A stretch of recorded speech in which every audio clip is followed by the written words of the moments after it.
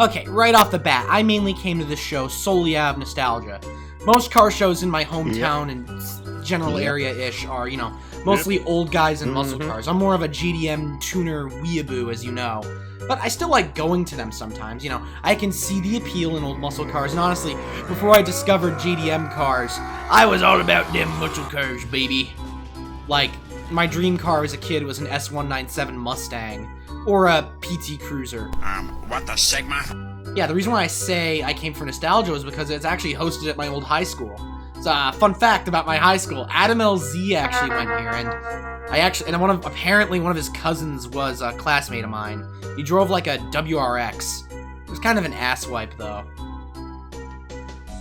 I was hoping to reconnect with any old classmates, I heard, and I also heard that the students are judges at this show, so I hope they'd be more open to more than just American cars than the usual, boomers that run these shows.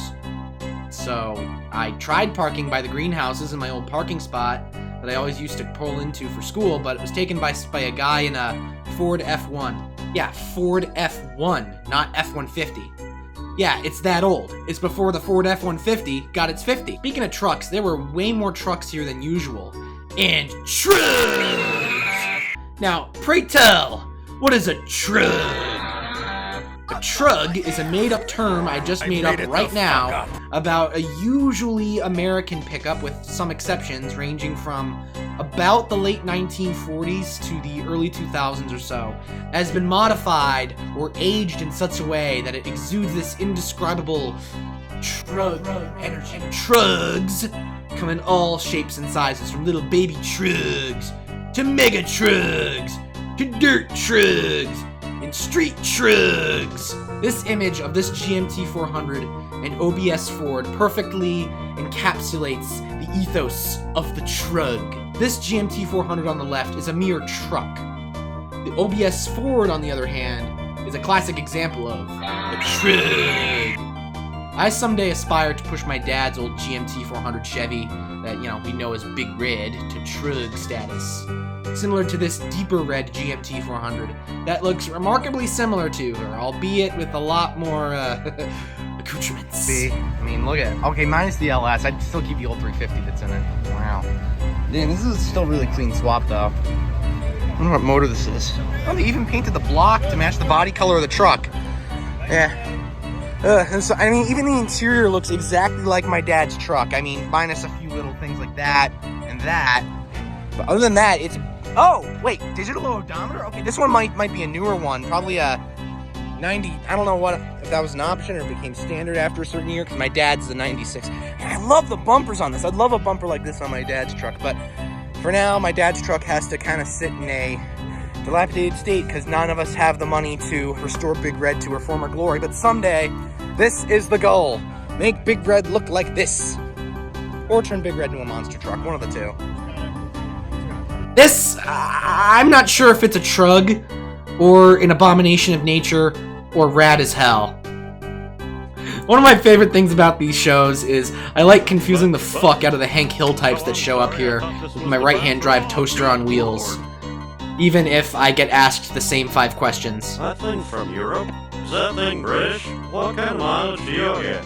2002 Dodge Neon. I also like counting the number of Japanese cars that show up, knowing full well it will never exceed the single digits. Let us embark on that journey, shall we? No way. No way, dude. There's a Skyline here. Sure, it's not a GTR, but it's a Skyline. I've never expected someone to bring a Skyline, of all things, to this, middle of bumfuck kind of, boomery car show, but damn! Sure, it's not a GTR, it's just a regular old sedan, but I'm just happy to see anything like this out here.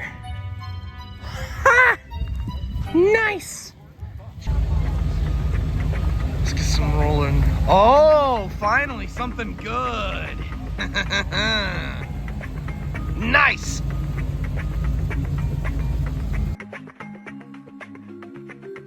Finally, something more my speed. Bro's got a freaking Game Boy Advance in his car and a nitrous bottle in the back seat. This guy knows how to party. This thing looks like something straight out of like Need for Speed Underground. Oh, there's someone. There's a guy. friggin' Bumblebee looking ass thing. Bumblebee did meth, bro. Yeah, another celebrity ruined by drugs and alcohol.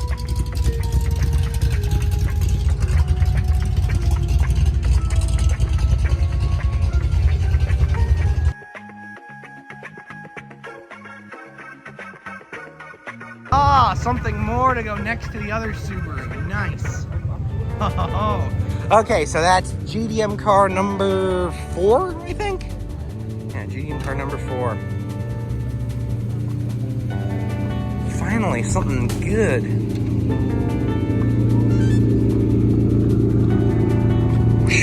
Wow, another Subaru. I never expected this many Subarus to show up. Next thing you know, this whole meat's gonna be engulfed in vape smoke. 500 Vapes.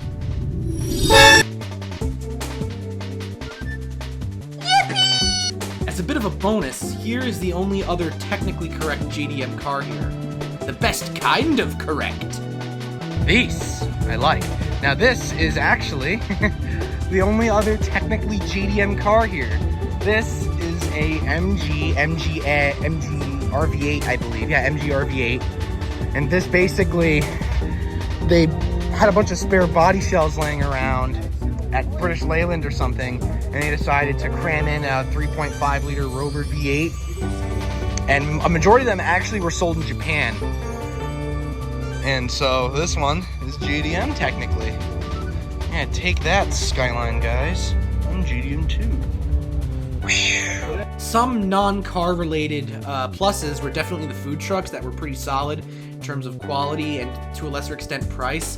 And they even had a special dedicated dining area by the small lot they allocated for tractors. Yeah, my school has an ag program, so and this whole show is hosted by the FFA, so they also allowed tractors in, which was pretty cool, including tractor trailers that I actually got to peek inside of. So other stuff I liked is they played some pretty solid classic rock and some country music instead of the same 450s songs that sound like they're from Fallout New Vegas. Also, bus.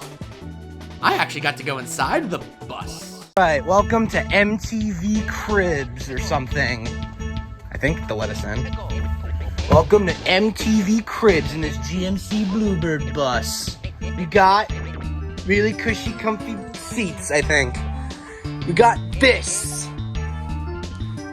And stickers and shelves. And that's kind of it. And Hooters. Okay, so I guess that's not kind of it. Let's see what this seat feels like. Let's see how cushy it is. Oh man, I could sit in this for miles. Well, maybe not, because most buses don't have AC. I'd love to do a schoolie build, but I don't really have the know-how, time, money, or any other fun stuff to do that with, you know? And I don't have any room to put it either, and I'd much rather spend my money on something with, a sports car probably over a bus. Although, if I had a bus, I could live in it and move out of my mom's place. Anyway, really cool. There's a giant spider hitting from here. Okay, that concludes the Red MTV Cribs tour. Downsides. Trumpers.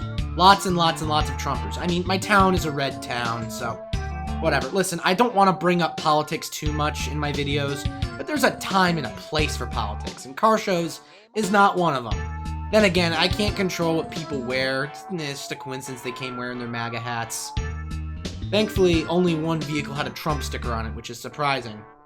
Listen, if it was a cult of people supporting Harris, I'd be pissed about it too. I do this hobby as a means of escapism from shitty things like politics.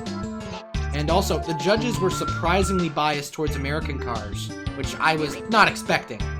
Only one foreign car won an award, and it was some rusted-out Toyota Tacoma that some 10-year-old child drove from whatever cabin in the woods he lives in, because the kid kind of looked like some Children of the Corn type of thing, with he had missing teeth.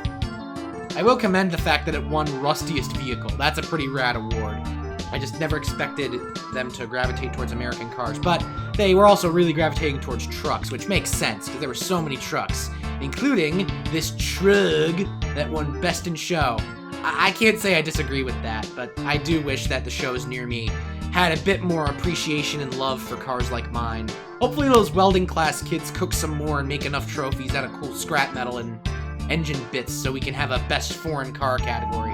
And you know what, it's only the second annual show that this school has held, so there are, you know, growing pains to a lot of this, but I'm glad to see their turnout was really big. You know, it's not run by a pre-existing car group or other organization that has experience hosting car shows. So, you know, also, I got routinely harassed by Yellow Jackets. Bug in my face. I'm not docking points for things related Hornet. to Mother Yeah, Nature. The Hornet. event organizers can't control that.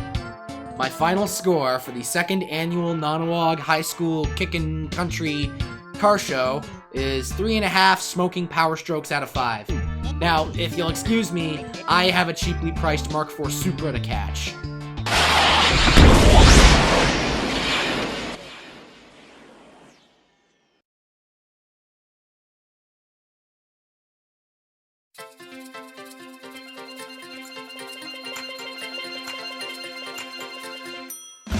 Let me see, man. Oh my god.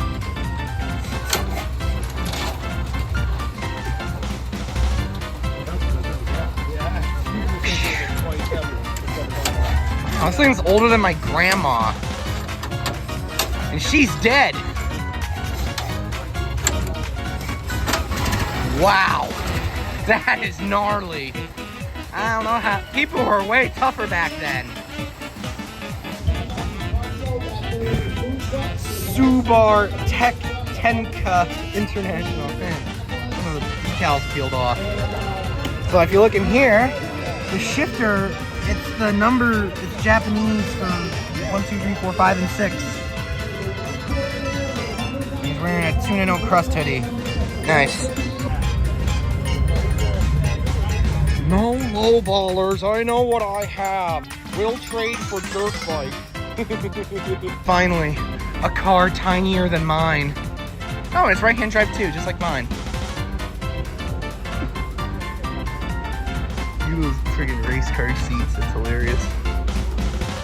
Sue it. I've seen right-hand, I have a right-hand drive car, a left-hand drive car. Now get ready for double-hand drive car with 2 clutch pedals. That's so strange. Big. What's it got? What is that? Is that a? I think that's a Cummins. Yeah, that's a Cummins. I see the C right there.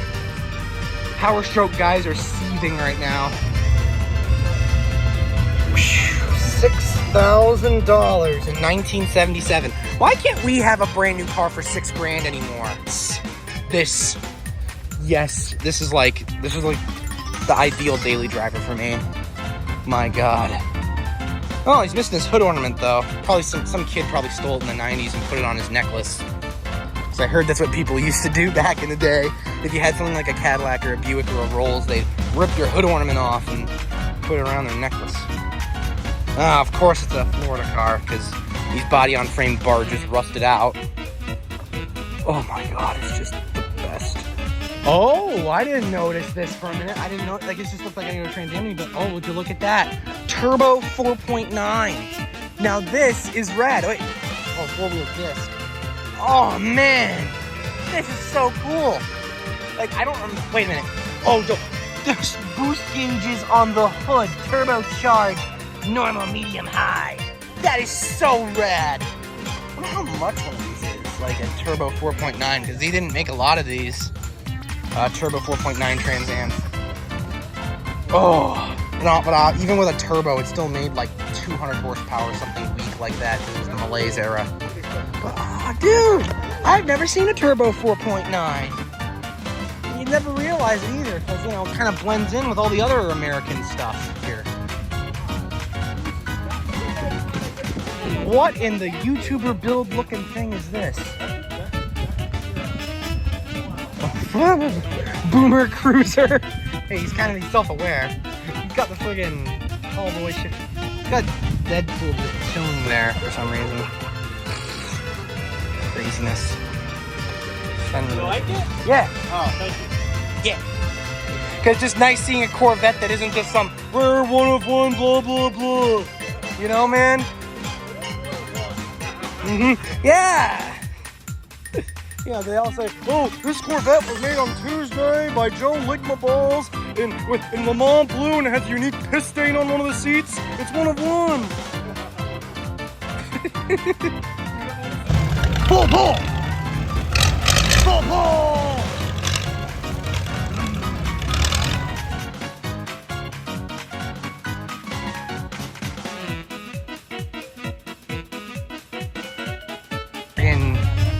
Shaggin' wagon. Let's see what's in the back. See if he's done any like custom job stuff to it. Okay, he's done that porthole, but what has he done in the back?